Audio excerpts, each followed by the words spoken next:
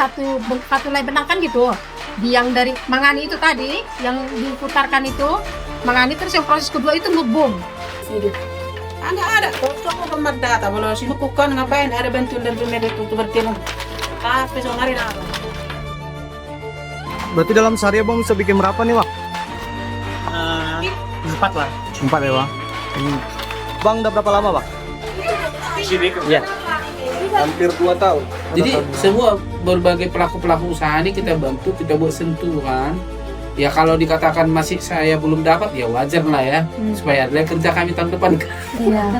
Kalau langsung selesai semua, dan memang itulah kemampuan anggarannya. Ada kelompok tenun atau kelompok penenun yang memang akan menjadi spesialis di setiap motif yang masih dibutuhkan di tradisi.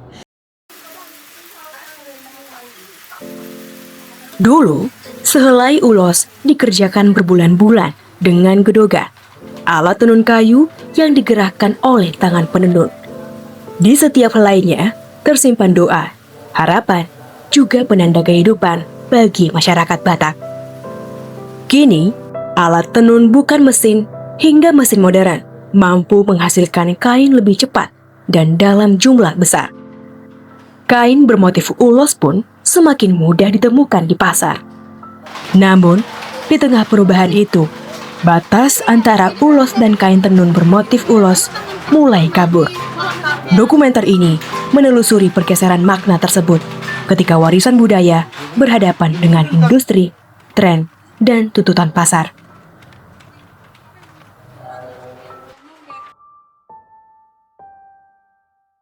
Di rumah produksi ini, Las Maria Simatupang menghabiskan hari-harinya di antara bunyi alat tenun dan gulungan benang. Ia membangun kevin tenun setelah pulang merantau dari Batak dan memilih kembali memulai hidup di kampung halaman. Awalnya, ia bekerja sebagai penenun di tempat orang lain, sampai akhirnya perlahan membangun usaha tenun miliknya sendiri. Saya berinisiatif, kita pulang aja yuk ke kampung halaman gitu. Ngapain kita di sana? Kata suami. Ya, saya lah bertenun. Kalau di sana bisa loh Bang, kita bertenun. Karena ingat saya orang tua saya dulu, bertenun bisa loh. Kalau untuk makan aja pasti bisa. Kalau cuma anak nasi satu ini. Sampai sekarang, alat tenunnya masih dirakit sendiri dari kayu oleh suaminya. Pertamanya dia bahannya ini gini kan. Dia kan gini. Gampang ya buat ini. Dia lihat kan tenun ini kan ada satu nih tenun di rumah kan. Gampang ya buat ini kata dia. Masa sih Pak bisa kok buat gini? Bisa ini enggak loh Pak ada ukurannya. Bisa kayak saya lihat bisa kok. Ada saya lihat aja bisa katanya dia gitu. Nah itu jadi dia hanya melihat aja. Jadi kan ketepatan kami ada kayu usaha kayu di kampung. Mebel gitu ya? Iya, bukan kayu pinus punya orang tuanya. Ada pohonnya disimsokan lah sama orang tuanya. Bisa kami bawa lah kemari, kami potongin, kayu potong 2 meter, bawa kemari. Kan nggak bisa bawa kayu dari kampung. Mereka memproduksi kain tenun bermotif ulos untuk sarung, selendang, hingga bahan pakaian. Dari rumah ini, kain tenun mereka kini dipasarkan hingga keluar daerah. Sebagian dikirim ke Bandung untuk kebutuhan konveksi. Sebagian lainnya dipasarkan sampai ke Kalimantan. Ini dari kita ini deh. Nih, kami yang nenun ini. Berbagai motif dikerjakan di tempat ini, mulai dari Batak Toba hingga Simalungun. Motif-motif itu terus berubah mengikuti permintaan pasar dan tren pembeli yang semakin berkembang. Belakangan, motif Habonaran semakin sering dicari pembeli. Kain dengan motif ini mulai banyak dipakai sebagai bahan pakaian dan mengikuti perkembangan model busana. Di tengah pesanan yang terus berkembang, Las Maria juga menghadapi tantangan. Harga benang yang terus naik, sementara harga jual kain di pasaran justru menurun. Di sisi lain, mencari penenun yang telaten dan benar-benar mau bertahan di pekerjaan ini juga semakin sulit. Gini, orang ini kan dulu kan dari petenun ulos itunya dulu orang ini udah pernah. Cuma dia menenun ulos. Jadi kalau untuk menenun untuk jadikan ini ya kita harus ajarin. Kan itu kan beda kalau ulos sadung itu yang di rumah itu, ya yang di rumah. Jadi orang dari petenun ulos nih. Jadi kan dari petenun ulos itu mereka terjun ke sini, kita harus ajarin kalau kamu mau bertenun inilah kan gitu karena bagus makan gaji lah. karena sekarang kan naik bahan-bahan ini, bahan ulos apa semua naik. Nah, tapi ulos tidak naik. Jadi mereka milih, saya mending makan gaji kan gitu, bersih katanya. Oke sih, ya jadi ya. Berapa? 12 lah ini, 12 kan yang perempuan. Satunya yang anak gadis, semuanya ibu rumah tangga. Cuma satu yang anak gadis kan, ibu rumah tangga. Kalau laki-laki itu juga dia tulang punggung kan, sama satu anak muda, 2 orang lah, satu anak muda, satunya laki-lakinya itu tadi tulang punggung cowok.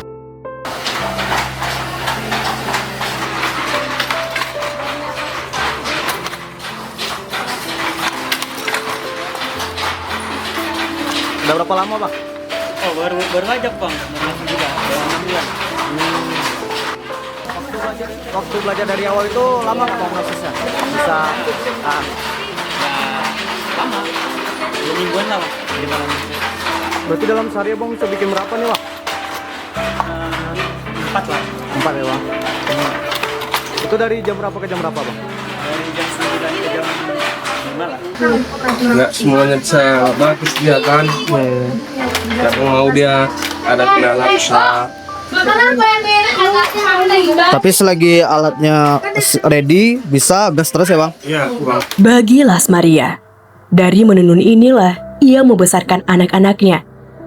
Menenun sudah menjadi bagian dari hidup yang ia jalani bertahun-tahun, sehingga ia berharap kemampuan itu tetap diteruskan kepada anak-anaknya dan tidak berhenti begitu saja di generasinya. Hingga kini, Las Maria masih menanti tindak lanjut dari pemerintah. Ia berharap akan pelatihan serta bantuan peralatan tenun bagi masyarakat. Harapannya agar semakin banyak warga dapat menenun dan keterampilan ini dapat terus diwariskan. Kan gitu kalau mereka ini. Jadi kan itu untuk mengurangi ibu-ibu yang pengangguran. Nah, jadi harapannya karena gini, tempat saya ini sudah sering dikunjungi dari dinas-dinas, koperasi, dinas industri sudah berapa kunjungi mereka buat ini kan gitu, foto-foto, tunjukkan produk sudah sering, bukan 1 sampai 2 kali sudah sering lah mereka datang ke sini. Dan saya sudah sering juga menghadapi, contohnya pergi ke Medan sosialisasi, diundang ke sosialisasi, penuhi undangan, saya sudah pernah. Barang kamu buat pameran, saya sudah sering. Jadi teman hanya sebatas itu untuk apa kan gitu. Contohnya mereka datang, mereka ini perhatikan lah masyarakat yang kerja di sini kan gitu. Apa sih yang perlu mereka ini dari pemerintah, dari dukung kan gitu. Contohnya entah dukung apa, kayak mereka salah satu apa yang kurangan gitu. Saya selalu menyampaikan apa yang kurang, tapi sampai sekarang belum pernah nih, tidak ada pernah dari pemerintahan hubungan. Belum pernah ada.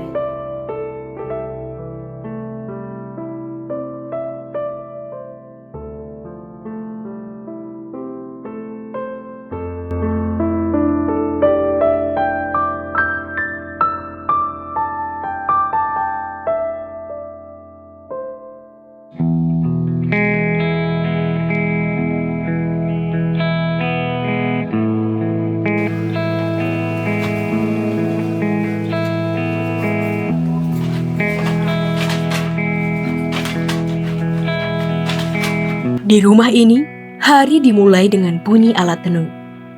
Sejak pagi, Purida Samosir duduk di depan benang-benang yang sudah puluhan tahun ia kerjakan. Menenun bukan pekerjaan yang baru ia pelajari ketika dewasa. Ia sudah hidup bersama pekerjaan ini sejak masih anak-anak. Dulu, menenun menjadi jalan untuk membantu biaya sekolah. Saat masih gadis, Purida pernah bekerja di kilang tenun hingga ke Balige. Setelah menikah, Purida tetap menenun. Dari pekerjaan inilah ia membantu kebutuhan rumah dan membesarkan 3 anaknya. Setiap pagi setelah anak-anak berangkat, ia mulai bekerja. 1 hari penuh dihabiskan di depan alat tenun sampai sore. Namun, tenaga tidaklah lagi sama. Kalau dulu ia bisa menyelesaikan 3 helai ulos dalam sehari, kini 1,5 helai pun sudah menguras tenaganya. 1 helai ulos dijual sekitar Rp100.000 kepada pengepul. Setelah sampai ke pasar, harganya bisa naik 2 kali lipat. Di tengah keadaan itu, pendataan dari pemerintah beberapa kali datang dilakukan. Capek aku, nggak ada artinya nih. Kunis ini, jadi mana kok mesti dari, jadi marga nih gonangan, jadi malas aku nih. Ada, kok pemerdata, kalau sini kukan ngapain? Ada bantuan dari pemerintah itu bertemu. Tapi sonari naga. Pendapatan harian, harga benang, hingga pekerjaan mereka dicatat. Namun sampai sekarang, Puridah mengaku belum pernah benar-benar menerima bantuan. Sementara itu, harga kebutuhan terus naik. Ulos justru makin sulit terjual.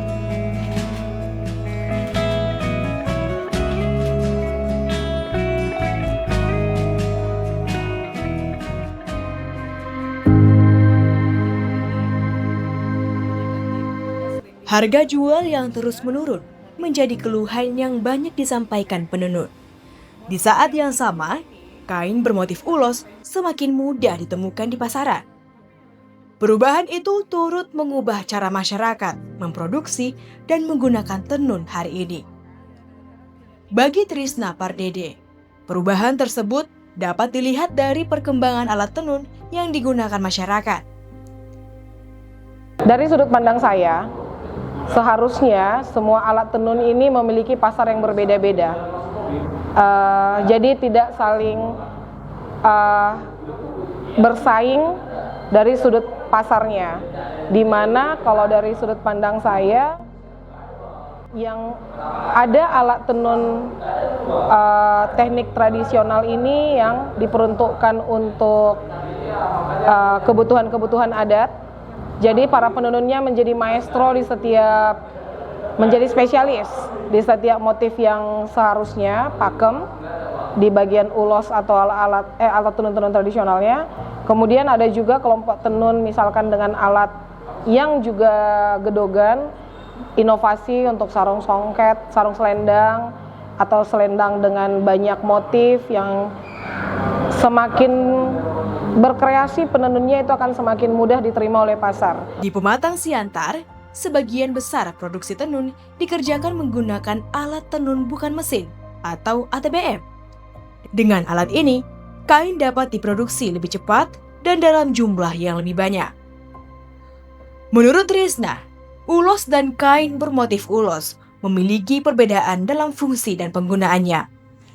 Kendati demikian, dengan adanya perkembangan industri tenun, batas di antara keduanya semakin sulit dikenali masyarakat. Ia melihat perubahan itu berjalan bersamaan dengan bertambahnya jumlah produksi dan persaingan harga di pasaran. Melihat kondisi ini, perhatian Trisna tertuju pada pengetahuan yang diwariskan para penenun. Menurutnya, kemampuan menenun masih terus diwariskan. Namun, beberapa teknik dan motif tradisional semakin jarang dikerjakan. Harapan saya tentang ulos atau secara umum tenun dari Sumatera Utara, akan ada kelompok tenun atau kelompok penenun yang memang akan menjadi spesialis di setiap motif yang masih dibutuhkan di tradisi. Kita tidak akan kehilangan motif-motif tradisi yang sebenarnya disitulah identitas asli kita, doa-doa yang sudah diharapkan dari para orang tua kepada generasi-generasi berikutnya berada. Jangan sampai penenunnya ada, tetapi motifnya sudah semakin tidak sesuai dengan tradisinya. Pembeli semakin memahami apa yang dibutuhkan, penjual semakin tahu mencari pasarnya sehingga mereka ekosistemnya tetap bertahan, dan pemerintah semakin bisa membuat kebijakan yang sifatnya holistik setelah menilai masalah di setiap daerah itu berbeda-beda. Jadi ulos tetap ada, itulah harapan saya yang paling utama.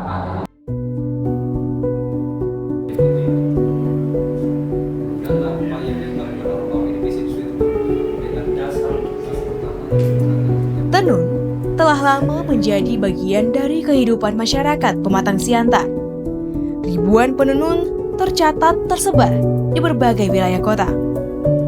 Pada tahun 2023, pemerintah menetapkan satu kawasan di Kelurahan Bahkapul sebagai Kampung Tenun Ulos. Kawasan ini dipilih karena telah menjadi tempat aktivitas penenun rumahan dan dinilai memiliki memiliki akses yang lebih mudah dijangkau. Sejak itu, sejumlah bantuan disalurkan ke kawasan tersebut, mulai dari alat tenun bukan mesin, pembentukan koperasi, hingga pembangunan galeri tenun. Pelatihan juga diberikan kepada para perajin, di antaranya pelatihan pengembangan produk dan pewarnaan benang. Namun, bantuan belum diterima oleh seluruh penenun. Pemerintah menyebut penyalurannya masih akan dilakukan secara bertahap.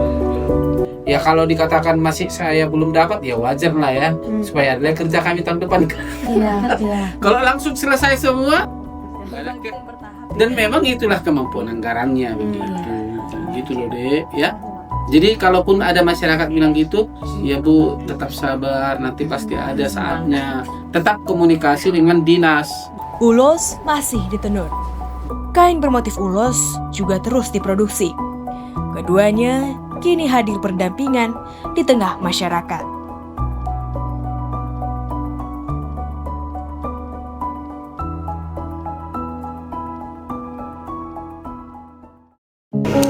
Halo teman-teman semuanya, selamat siang. Jadi kali ini kita sudah berada di Samarinda, tentunya di Jantan untuk pelaksanaan tugas kita. Tadi kita sudah mewawancara tapi ternyata batal, dan kali ini kita akan melanjut. Saya ditemani juga dengan Sandra di sini. Jadi dari kameramen kita ada Bang Labi di sana. Nah, Bang Andra ceritakan kita akan ngapain di sini. Oke baik. Untuk saat ini agenda kita adalah mewawancarai salah satu narasumber dari Giat Ulos Batak Tradisional Toba, Kak Trisna Pardede, tapi beliau sampai di sini. Kami sedang menunggu karena dikatakan beliau masih ada urusan. Tadi kami juga sudah ke dinas pariwisata, tapi sayangnya belum mendapatkan narasumber. Ya mungkin seperti itu kegiatan kami hari ini. Terima kasih. Wah.